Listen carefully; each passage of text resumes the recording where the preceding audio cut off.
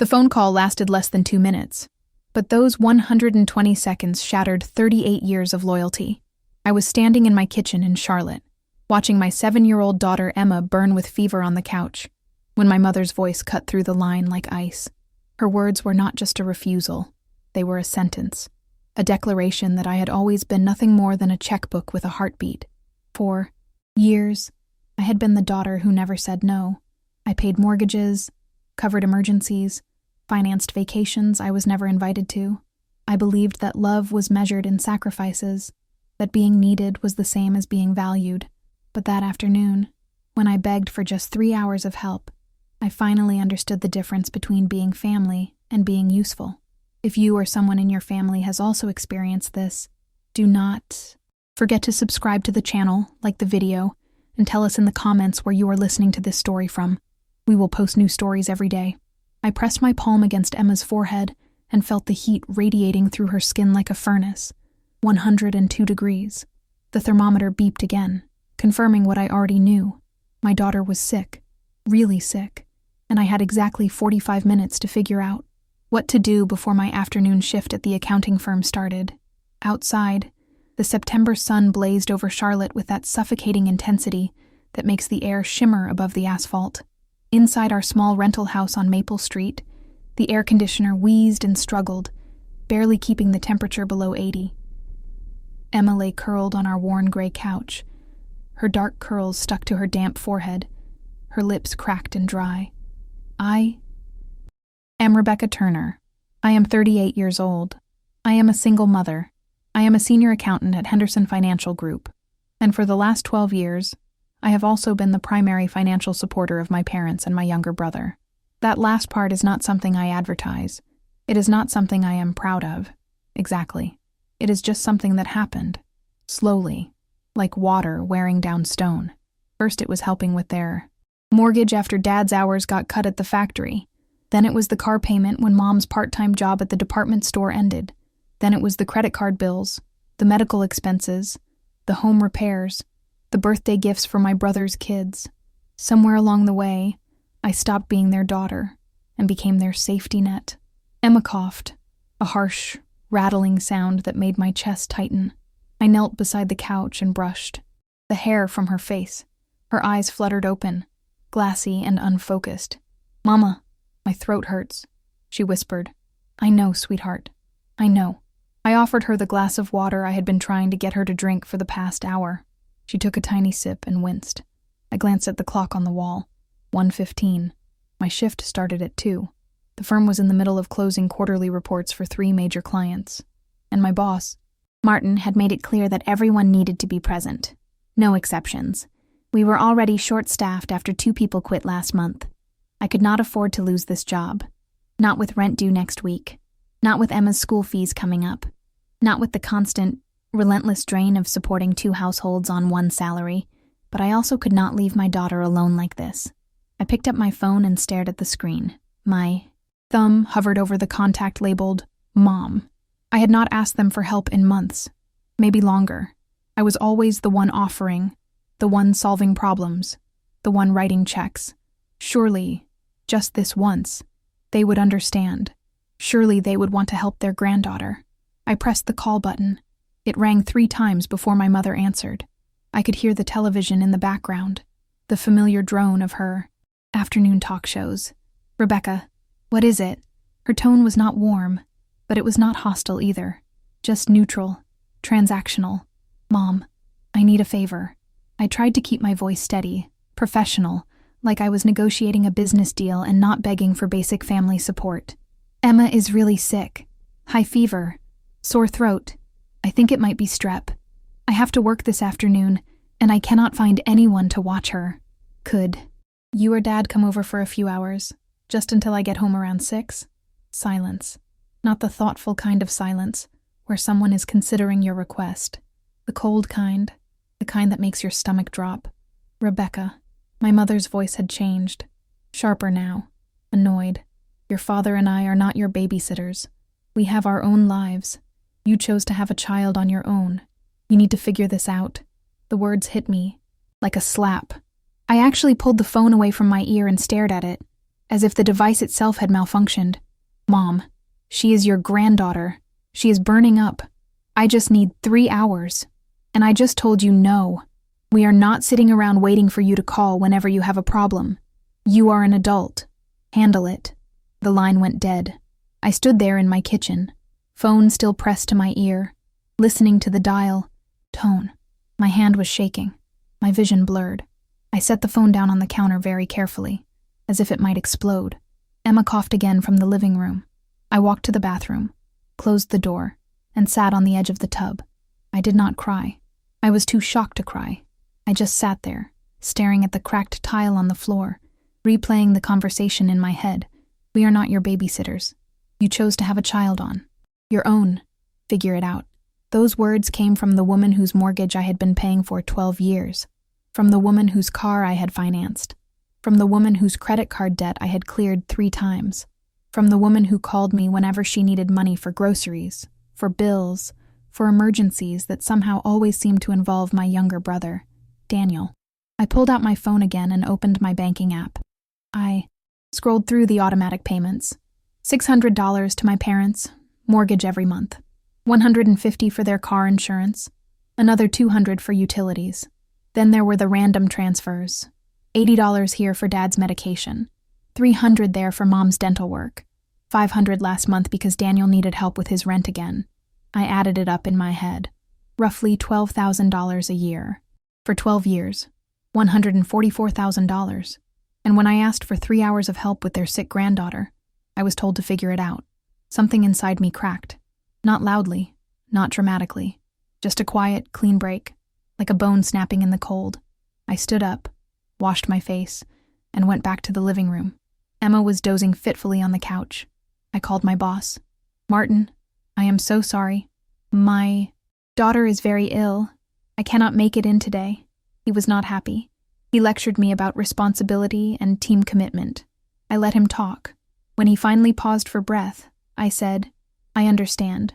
I will make up the hours this weekend." I hung up before he could argue. Then I sat down at my laptop and opened a new browser tab. I typed 4 words into the search bar: how to stop automatic payments.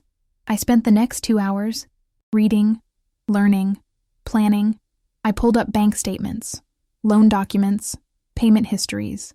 I found the cell phone bill I had been covering for Daniel for the last 3 years. I found the credit card in my name that my mother had been using. I found receipts for purchases I had never made. A new television, furniture, dinner at expensive restaurants. They had not just been taking my help. They had been taking advantage. By the how.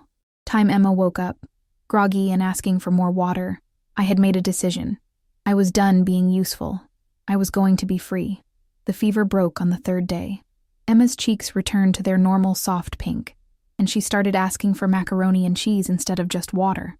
I sat beside her on the couch, watching her color in a princess coloring book, and felt the weight of the last 72 hours settle into my bones like cement. I had missed 3 days of work. Martin had been cold and clipped when I called in each morning. I could hear the threat in his silence. One more absence, and I might be looking for a new job. But watching Emma laugh as she carefully colored Cinderella's dress blue, I could not bring myself to regret staying home. What I did regret was spending 12 years funding a family that did not consider me part of it. My phone had been ringing. Constantly. 17 missed calls from my mother, 11 from my father, 23 text messages, each one more demanding than the last. I had not answered a single one. Instead, I had spent Emma's nap times researching, documenting, and building a case that even I found difficult to believe. It started with the mortgage. I logged into my parents' bank account. Yes, I had access. They had given it to me years ago when I started making their payments for them. They said it was easier this way, more convenient. I could just transfer the money directly, and they would not have to worry about it. What I found made my hands shake. The mortgage payment was $540 a month. I had been sending them $600 for 12 years. That extra $60 a month, $720 a year, had been going straight into their personal checking account. Over a decade, that was more than $8,000 they had simply pocketed without ever mentioning it. But that was just the beginning. I clicked through to the credit card statement, the one in my name that my mother had been using. I had agreed to it 6 years ago, when she said she needed help rebuilding her credit after some medical bills. She promised she would only use it for emergencies and would pay me back. I scrolled through 6 years of charges: hair salons, nail appointments, department store purchases, restaurants, a weekend trip to Myrtle Beach that I was never told about, a new laptop for Daniel, jewelry, expensive wines, season tickets to the local theater. The current balance was $14,312. I had been making the minimum payments every month.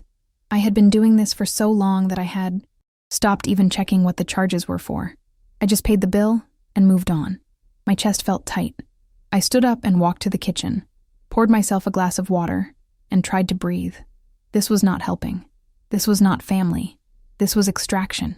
I went back to the laptop and pulled up the car insurance. $150 a month. But when I checked the actual policy, I realized something that made my stomach turn. The car was not even in my parents' name. It was registered to Daniel, my younger brother, who was 33 years old, who had never held a job for more than 8 months, who still lived in the basement of my parents' house. I was paying insurance for my brother's car. I opened a new document and started writing everything down. Every payment, every transfer, every lie by omission. The picture that emerged was ugly and clear. For 12 years, I had been the family cash machine. My parents had taken my help and quietly turned it into a lifestyle. They had used my sense of duty, my guilt, my desperate need to be loved, and they had built their comfort on top of my exhaustion. And Daniel, my baby brother, the golden child who could do no wrong. I had always known he was the favorite, but seeing it laid out in numbers was different. Every time he failed, I paid for it. Every time he needed rent, or a car repair, or money for one of his endless business ideas that never went anywhere, I was the one who covered it. Not our parents. Me. They had their money. They just did not want to spend it on him. So they sent him to me instead. Emma called from the living room, asking if she could watch cartoons. I told her yes and turned on the television. I sat back down at the laptop and stared at the spreadsheet I had built. $147,800. That was the total. 12 years of payments, transfers, bailouts, and emergencies. Enough for a down payment on a house. Enough to pay off my student loans. Enough to build a future for Emma. Instead, it had bought my parents a comfortable retirement and my brother a free ride. I thought about the phone call, the coldness in my mother's voice. "We are not your babysitters," the contempt, the dismissal, as if I were asking for charity instead of basic human decency. I picked up my phone and opened the text messages. From Mom. "Rebecca, call me back. This is ridiculous." From Mom. "Your father and I need to talk to you. Call us." From Mom. "You are being extremely rude. We did not raise you to ignore your family." From Dad. "Rebecca, what is going on? Your mother is very upset." From Daniel. "Hey sis, can you send me 300? Truck needs new brakes." "Thanks." I almost laughed. Daniel had no idea what was happening. He just assumed the money would keep flowing, the way it always had. I closed the messages and opened my contacts. I scrolled down to a name I had not called in years. Jennifer Halstead. We had been roommates in college, and she had gone on to become a family law attorney here, in Charlotte. We had lost touch after graduation, but I knew she was still practicing. I had seen her name on a billboard near the highway. I took a deep breath and dialed. She answered on the second ring. "This is Jennifer." "Hi, Jennifer. This is Rebecca Turner. We went to school together at UNC. I do not know if you remember me." There was a pause, and then her voice warmed. "Rebecca, of course I remember you. Oh my gosh. It has been forever. How are you?" "I am okay. I need some legal advice. Do you have time to talk?" Her tone shifted, becoming professional, but still kind. "Of course. Are you free tomorrow afternoon? I have an opening at 3. "I will be there." I hung up and felt something strange unfold in my chest. Not quite relief, not quite hope, but something close to both. The next afternoon, I sat across from Jennifer in her bright, modern office on Tryon Street. She had barely aged since college. Same sharp eyes, same confident posture. She listened as I walked her through everything. The payments, the lies, the credit card, the the way my parents had brushed me off when I needed help. When I finished, she leaned back in her chair and shook her head. Rebecca, I am not going to sugarcoat this. What they did is not illegal, but it is absolutely wrong. You gave them access willingly, so you cannot pursue this as fraud, but you can stop it. Right now. Today. How? I asked.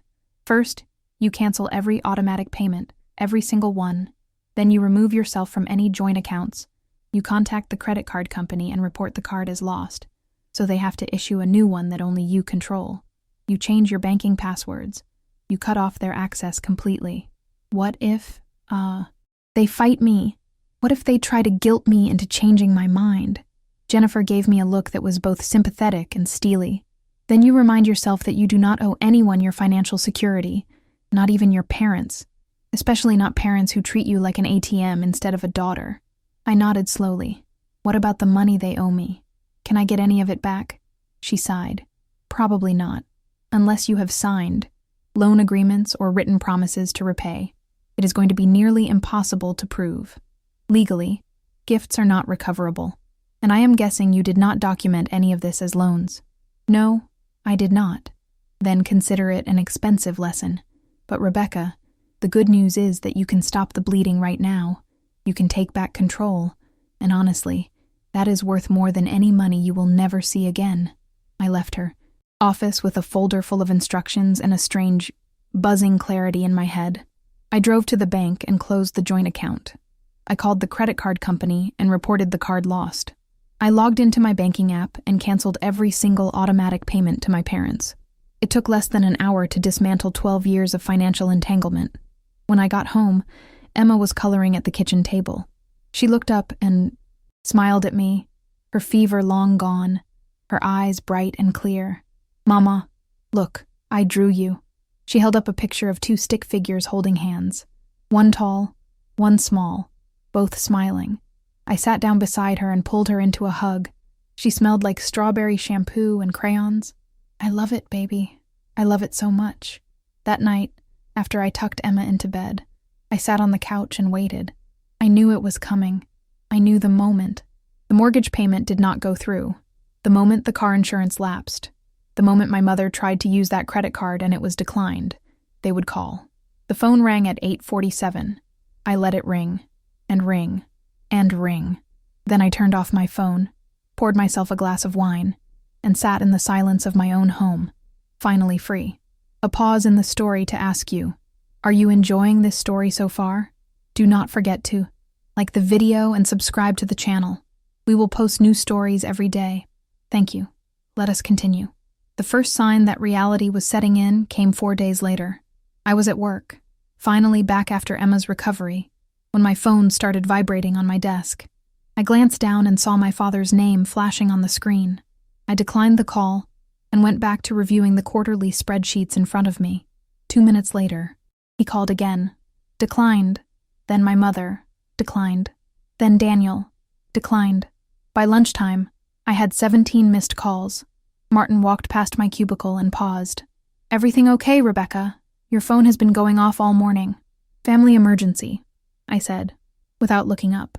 Nothing I can help with. He nodded and moved on. I could feel the tension in his posture. I was still on thin ice after missing 3 days. One more mistake, and I would be gone. But for the first time in years, I was not panicking about job security.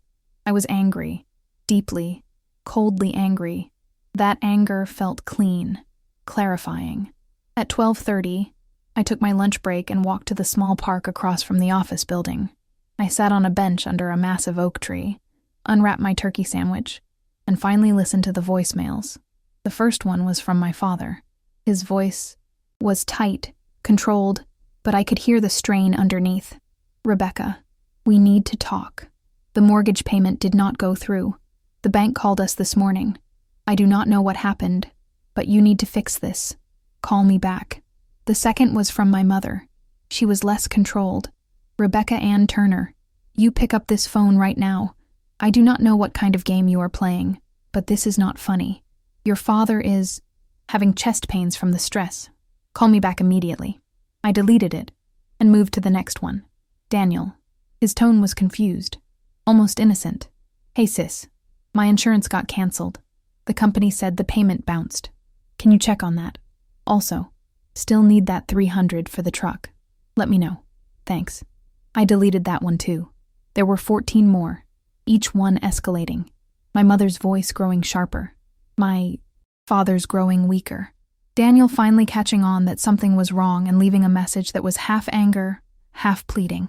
The last voicemail was from my mother again, recorded just 20 minutes ago. Fine. If you want to be selfish and heartless, that is your choice. But do not come crying to us when you need help. We are done. Do you hear me? Done. I sat there on the bench, holding my phone, staring at the screen. I waited for the guilt to come, the shame, the desperate need to fix things and make everyone happy again. It did not come. Instead, I felt something I had not felt in 12 years. Lightness, like someone had removed a boulder from my chest and I could finally breathe. I finished my sandwich, threw away the wrapper, and walked back to the office. I blocked all 3 numbers. Then I opened my email and drafted a message. To Mom, Dad, Daniel subject. Moving forward. I am not angry. I am not interested in arguing. I am simply informing you that I will no longer be providing financial support. For 12 years, I have paid your mortgage, your bills, your debts, and your emergencies. I did this because I believed that was what family does. I believed that love meant sacrifice. But when I needed you for 3 hours to watch your sick granddaughter, you told me you were not my babysitters. You told me to figure it out. So I did. I figured out that I have been giving you nearly $12,000 a year while raising my daughter alone, working full-time, and going without so you could be comfortable. I figured out that the credit card in my name has $14,000 of charges I did not make and did not approve. I figured out that I was never your daughter. I was your safety net. That ends now. All automatic payments have been canceled. I have removed myself from all joint accounts. The credit card in my name has been closed. You are now responsible for your own finances. I will not be taking calls. I will not be responding to guilt or manipulation. I will not be rescuing anyone anymore. If you want a relationship with me or with Emma, it will have to be built on respect, not need. Rebecca, I read it 3 times. Then I hit send. I expected to feel sick. Instead, I felt powerful. That evening, Emma and I made spaghetti together. She stood on a chair next to me at the stove, carefully dropping noodles into the boiling water. She was chattering about a boy in her class who had brought a lizard to school, and I was only half listening, but I was smiling, really smiling. My phone buzzed on the counter. I glanced at it and saw an email. Notification, not from my parents, from my bank. Subject, account activity alert. I opened it and stared at the screen. A transfer had been attempted from my checking account to my parents' mortgage account. $800. The amount was higher than usual, probably because they were trying to cover the missed payment plus a late fee. The transfer had been denied.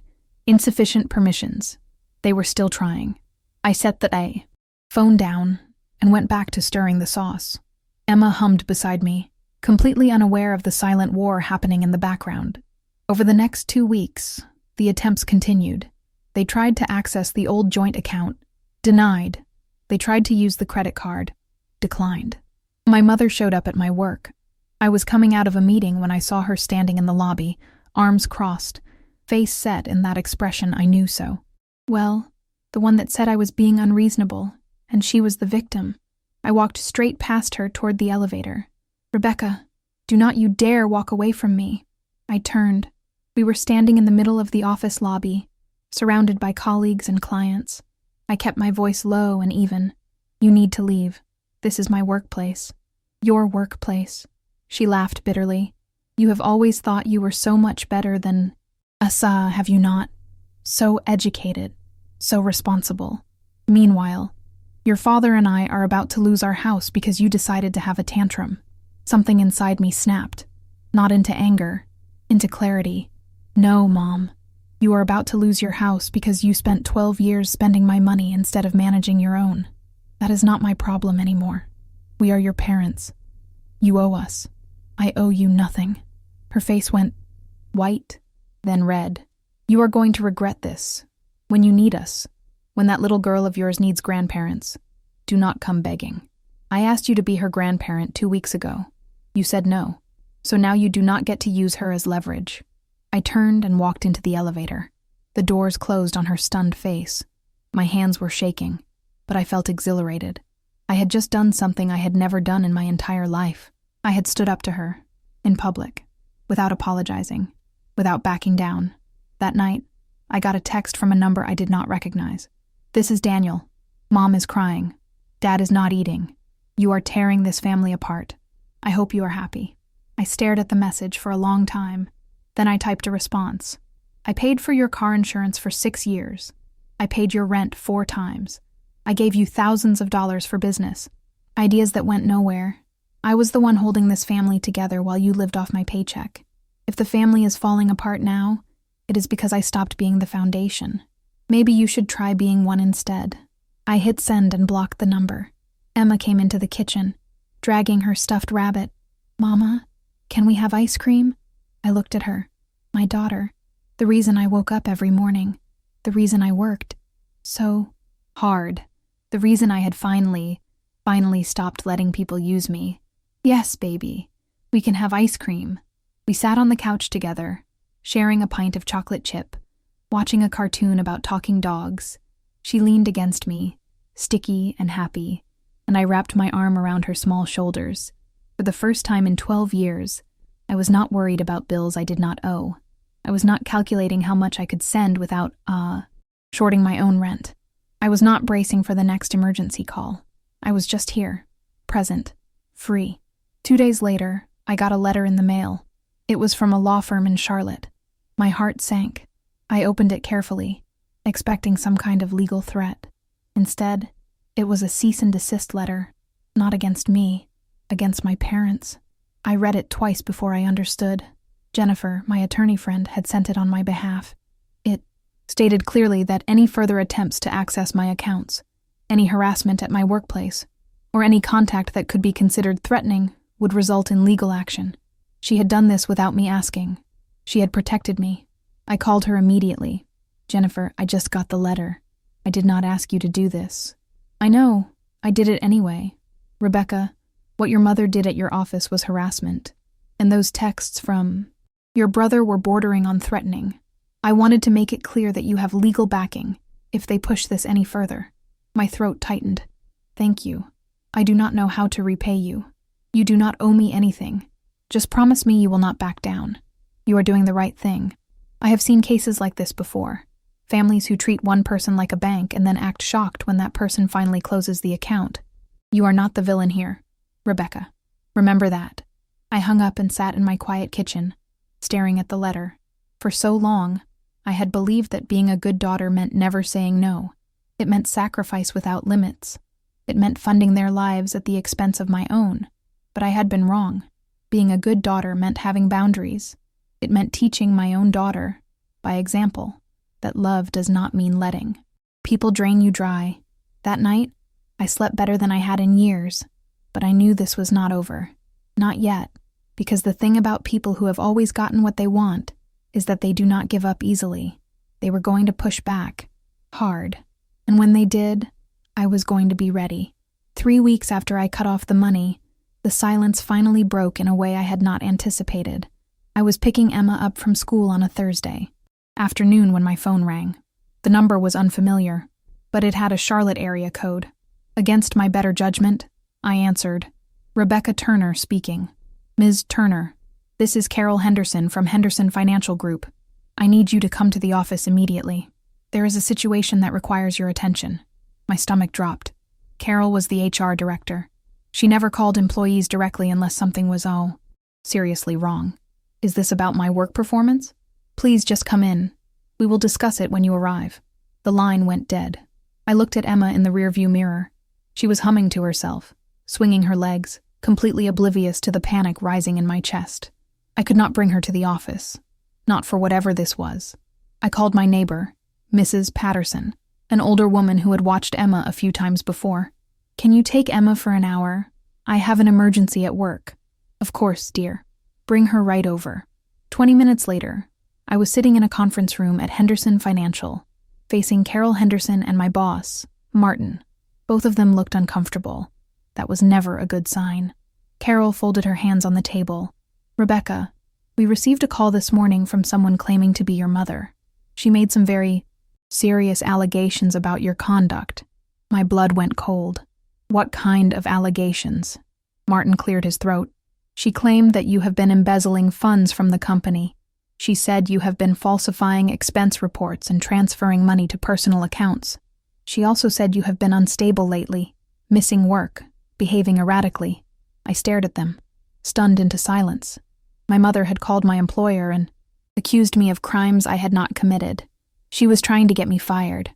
"That is completely false," I said, keeping my voice steady even though my hands were shaking. "I have never embezzled anything.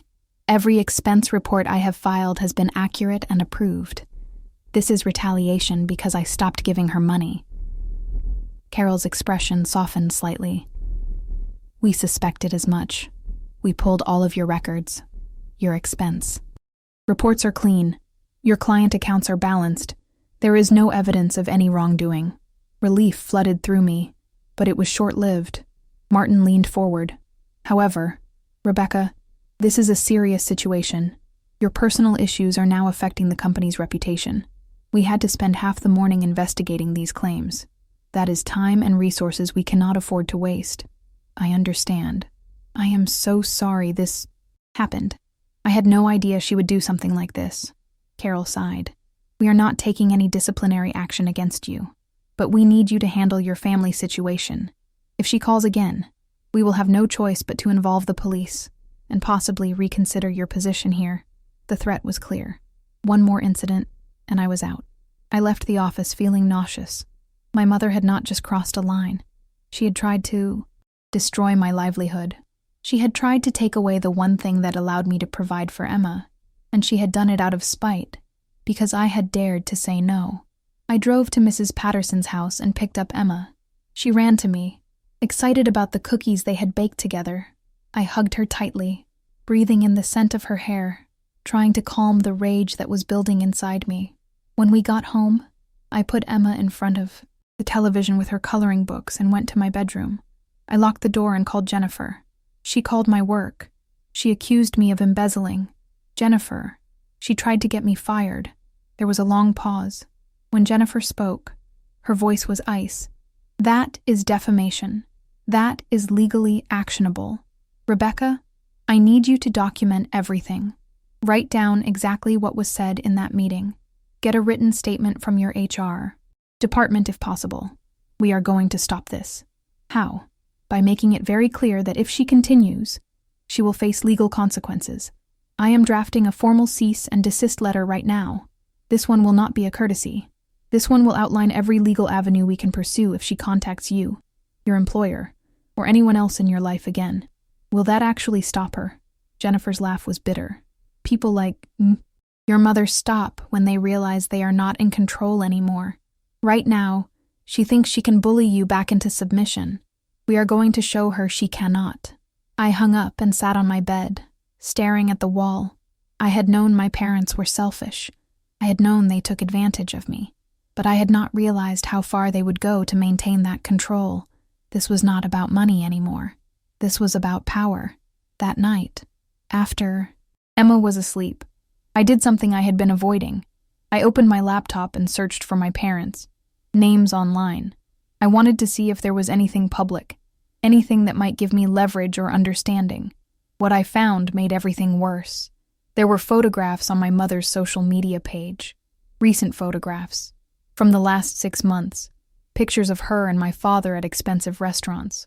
A weekend trip to Charleston. New furniture in their living room. My mother wearing jewelry I had never seen before. And in the comments, she was complaining, talking about how hard things were financially, how they were struggling, asking for prayers and support. People were sympathizing with her, offering to help, sending her gift cards. She was playing the victim while living off the money I had been sending her. I scrolled further back and found something that made my hands clench into fists. A post from 3 months ago. A photograph of Daniel standing next to a brand new truck. Not the old one he had been driving.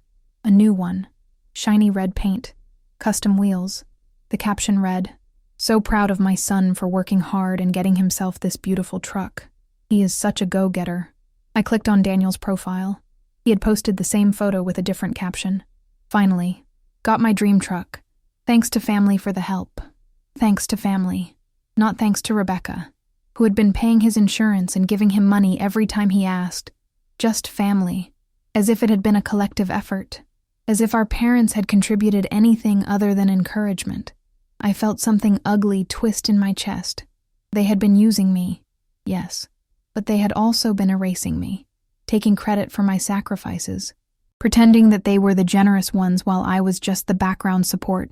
I closed the laptop and sat in the darkness of my living room. The rage I had been feeling solidified into something colder. Determination. They wanted to play games. They wanted to rewrite history and paint me as the villain. Fine, but I was not going to be silent anymore. The next morning, I did something I had never done before. I posted on my own. Social media. I rarely used it, mostly just pictures of Emma at the park or updates about work achievements. But this time, I wrote something different. I want to talk about boundaries. For years, I believed that being a good daughter meant never saying no. It meant sacrificing my own stability to make sure everyone else was comfortable. But I have learned something important recently. Love should not cost you your peace. Family should not drain you dry. And saying no does not make you selfish. It makes you healthy. To anyone out there who is struggling with this, you are not alone. You are allowed to protect yourself. You are allowed to choose your own well-being. And you are allowed to walk away from people who only value you for what you can give them. I posted it and closed the app. I was not expecting much. Maybe a few likes from old college friends. What happened instead stunned me. Within an hour, I had 50 comments. By that evening, over 200. People I had not spoken to in years were reaching out, sharing their own stories, thanking me for putting into words what they had been feeling. One comment stood out. It was from a cousin I had not seen since I was a teenager. Her name was Laura, and she lived 2 states away. Rebecca, I had no idea you were going through this. Went through something similar with my in-laws. It almost destroyed my marriage. I am so proud of you for setting boundaries. If you ever need to talk, I am here. I messaged her privately. We talked for over an hour.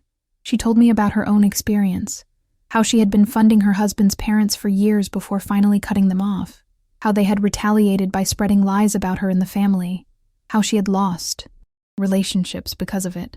But you know what? She said. The people I lost were not really on my side anyway.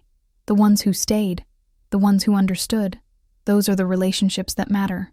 You are going to lose people over this, Rebecca, but you are also going to find out who really loves you. Her words stayed with me. 2 days later, the formal cease and desist letter was delivered to my parents. House, Jennifer, called me that afternoon to let me know it had been received. How do you know they got it? Because your mother called me. She was furious. She threatened to sue me for harassment.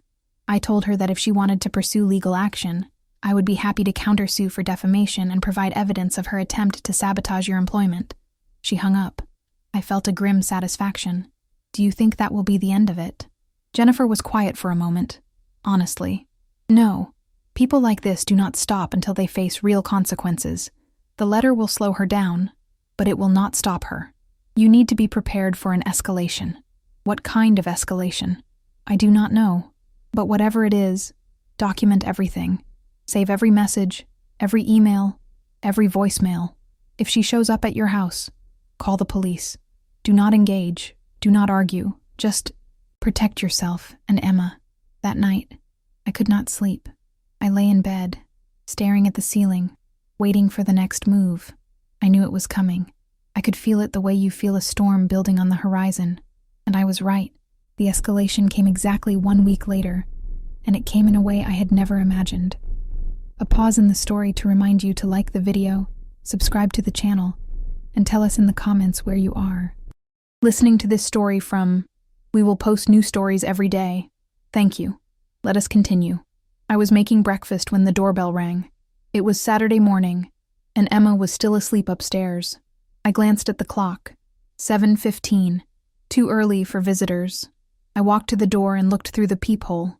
My father stood on the porch, alone. He looked smaller than I remembered. Older. His shoulders were hunched, and he was staring at his shoes. I opened the door but left the screen locked between us. Dad. He looked up. His eyes were red-rimmed. Rebecca, please. I need to talk to you. You can talk from there. He flinched at the coldness in my voice. Your mother does not know I am here. I told her I was going to the hardware store. I do not have much time. I crossed my arms and waited. He took a deep breath. I know what she did. Calling your work. The things she has been saying. Rebecca, I am so sorry. I did not know she was going to do that. I tried to stop her, but she would not listen. You tried to stop her, I repeated flatly. Did you try to stop her from spending $14,000 on my credit card? Did you try to stop her from lying about the mortgage amount for 12 years? Did you try to stop her from telling me I was not worth 3 hours of help when Emma was sick? His face crumpled. I know we took advantage of you. But Rebecca, you have to understand. We are scared. The bank is threatening to take the house. The bills are piling up. Your brother lost his job again, and we have been helping him. We do not know what to do. Something inside me hardened. You have been helping Daniel. With my money I earned while working full-time and raising a child alone. Money you took and then pretended you did not have when I needed you. We did not think you needed us. You always seemed so capable, so strong. I needed you 2 weeks ago, Dad. I needed my parents to care more about their granddaughter than their pride. And you chose Mom's side. You always do. He looked down again. I am not here to make excuses. I am here to tell you something you need to know. Your mother is planning something. She went to see a lawyer. She is trying to find a way to force you to keep supporting us. She mentioned something about elder care laws, about children being responsible for parents. I do not think she has a case, but she is not going to stop. My blood ran cold. She is trying to sue me. I do not know if it will go that far, but she is talking about it, and Daniel is encouraging her. He is angry that his truck, insurance lapsed. He had an accident last week. Nothing serious, but the other driver is asking for money, and he does not have coverage anymore. He is blaming you. Of course he is. My father looked at me with something that might have been regret. I should have stood up to her years ago. I should have told her to stop asking you for money, but it was easier to just let it happen. And now I am standing here, watching my daughter. Look at me like I am a stranger, and I know I deserve it. I felt my throat tighten, but I refused to cry, not in front of him. What do you want from me, Dad? Forgiveness? Permission to keep taking? What? I want you to know that I am sorry, and I want you to be careful. Your mother is not thinking clearly. She feels humiliated. She's been telling everyone that you abandoned us, that you turned your back on family. She is building a narrative where she is the victim and you are the villain. I am worried about what she might do next. Then stop her. He shook his head slowly. I cannot. I have never been able to. You know that. And there it was. The truth I had known my entire life but had never wanted to admit. My father was not a bad man. He was just a weak one. He had spent 40 years letting my mother make every decision, avoiding every conflict, choosing peace over principle. And I had inherited that same tendency. Until now. Then we have nothing more to talk about. I said quietly. You need to leave. Rebecca, leave Dad. And tell Mom that if she contacts me, my employer, or anyone else in my life, I will pursue legal action. I have documentation of everything. The credit card fraud, the lies, the harassment. Tell her I am not the easy target anymore. He nodded, defeated, and turned to walk back to his car. I watched him go. This man who had once seemed so strong when I was a child. Now he just looked tired. I closed the door and leaned against it, shaking. Emma appeared at the top of the stairs, rubbing her eyes.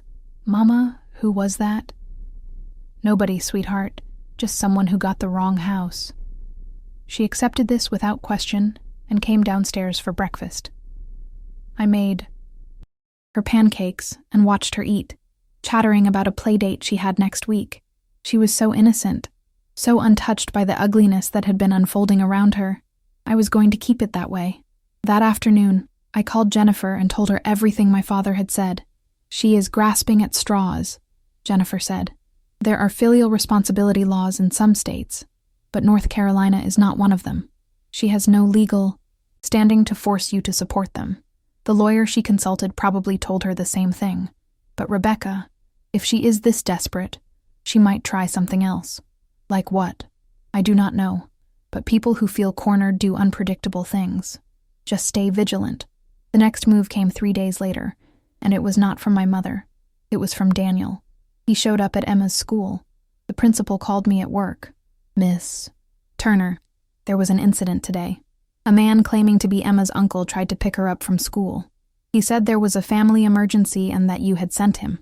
The front office followed protocol and refused to release her without your permission. He became aggressive and had to be escorted off the property. We have filed a report, and we wanted you to be aware. My vision blurred with rage. Thank you for protecting her. I am. Coming right now. I left work without explanation, drove to the school, and found Emma in the principal's office, coloring calmly, completely unaware of what had happened. The principal showed me the security footage. Daniel had been visibly angry, arguing with the secretary, demanding to see Emma. We have added a note to her file that only you are authorized for pickup, the principal said, and we have a photograph of the doll, individual. If he returns, we will call the police immediately. I took Emma home and called Jennifer again. That is attempted custodial interference, she said, her voice sharp. Even if he is family, he has no legal right to take her from school. You need to file for a restraining order. Today, against my own brother. Against anyone who poses a threat to your child. Rebecca, this has escalated beyond financial disputes. They are now targeting Emma. You need to protect her. She was right. I filed for a restraining order that afternoon. The hearing was scheduled for the following week. In the meantime, I did something else. I went back to my social media post, the one about boundaries, and I added an update. I have been asked why I am sharing this publicly. The answer is simple. Silence protects the people who hurt us. For years, I stayed quiet because I did not want to embarrass my family or seem like I was complaining. But silence allowed the behavior to continue. It allowed me to be exploited and erased. So I am speaking up. Not for revenge, not for sympathy, but because someone else out there might need to hear that it is okay to walk away. It is okay to protect yourself, and it is okay to tell the truth, even when the truth is ugly. The response was overwhelming. Hundreds of people shared their own stories. Some were angry on my behalf, others offered advice. A few criticized me, saying I should have handled it privately, that airing family issues was shameful. I did not care anymore. The restraining order hearing arrived. I sat in the courthouse with Jennifer beside me, waiting for my name to be called. My parents were not there, but Daniel was. He sat across the room, glaring at me. When it was our turn, the judge listened to my testimony. I explained the financial exploitation, the harassment at my workplace, the attempt to take Emma from school. Jennifer presented the documentation, bank statements, text messages, the security footage from the school. Daniel's lawyer argued that it was a misunderstanding, that he had only wanted to help, that I was overreacting. The judge was not convinced. Mr. Turner, regardless of your intentions, you attempted to remove a child from school without authorization from the legal guardian. That is not acceptable. I am granting a temporary restraining order. You are to have no contact with Mrs. Turner or her daughter for a minimum of 6 months. If you violate this order, you will be arrested. Daniel's face turned red. He started to argue, but his lawyer stopped him. I walked out of that courtroom, feeling something I had not felt in years. Safe. That night, Emma and I went out for dinner, just the two of us. We went to her favorite restaurant, a little diner that served oversized milkshakes and burgers. She ordered chocolate chip pancakes for dinner, and I did not stop her. "Mama, you seem happy," she said, swinging her legs under the table. "I am, baby. I really am." Why? I thought about how to explain it in a way she would understand. Because I learned something important. I learned that it is okay to say no to people, even people you love, if they are not treating you kindly. She nodded seriously, like when Sophia wanted to play with my new doll, and I said no, because she broke my last one. I smiled. Exactly like that. 2 weeks later, I got a letter in the mail. It was from my mother. Not an email, not a text. A handwritten letter. I almost threw it away without reading it, but curiosity won. The letter was short. Rebecca, you have made your point. You have humiliated us in front of the entire family. You have turned everyone against us. I hope you are satisfied. Your father and I are losing everything because of your selfishness. But I want you to know that we will survive this. We always do. And when you come crawling back, and you will, do not expect us to forget what you have done. You are not my daughter anymore. I read it twice. Then I folded it carefully and put it in a file folder with all the other documentation, evidence, in case I ever needed it. But I did not feel sad. I did not feel guilty. I felt free, because she had finally said what I had always known. I was never really her daughter. I was her resource. And now that the resource was gone, so was the relationship. And I was okay with that. 3 months later, I got a promotion at work. Martin had left for another company, and the new director saw my work ethic and dedication. My salary increased by 20%. For the first time in my adult life, I had money left over at the end of the month. Real money. Savings. I opened a college fund for Emma. I paid off my credit cards. I bought myself a new winter coat because mine had been falling. Apart for 3 years. Small things. Normal things. Things I should have been able to do all along. Emma started 2nd grade. She made new friends. She joined the school choir. She smiled more. And I stopped waiting for the other shoe to drop. One afternoon, I ran into Laura, my cousin, at the grocery store. We had stayed in touch after that first conversation, texting occasionally, supporting each other through our respective family dramas. Rebecca, she hugged me tightly. You look amazing. Seriously, I have never seen you look this relaxed. I feel amazing, I admitted. It is strange. I thought cutting off my parents would make me feel guilty forever, but mostly I just feel lighter. That is because you are not carrying their weight anymore. You are just carrying your own, and that is how it should be. We talked for a while in the produce section towel, laughing about our kids, making plans for a play date. When we parted ways, she squeezed my hand. I am proud of you. I know that probably sounds weird coming from someone you barely know, but I am proud of you for choosing yourself. I drove home with tears in my eyes. Good tears. Healing tears. That night, after Emma was asleep, I sat on my back porch and looked up at the stars. The air was cool, autumn settling into Charlotte with its gentle chill. I wrapped a blanket around my shoulders and just breathed. My phone buzzed. A text from Jennifer. Just wanted to check in. How are you doing? I smiled and typed back. I am doing really well. Thank you for everything. You did the hard part. I just helped with the paperwork. Proud of you. Friend. Friend. Not just attorney. Friend. I set the phone down and closed my eyes. For 12 years, I had believed that being needed was the same as being loved. That sacrifice without limits was the definition of family. That saying no made me selfish. I had been wrong about all of it. Real love does not drain you. It does not demand everything and give nothing back. It does not punish you for having boundaries. Real love respects you, supports you, shows up when you need it. And the people who could not do that were not my family. Not really. My family was Emma. My family was the friends who stood by me. My family was the life I was building, brick by brick, on a foundation of self-respect instead of obligation. I opened my eyes and looked at the stars again.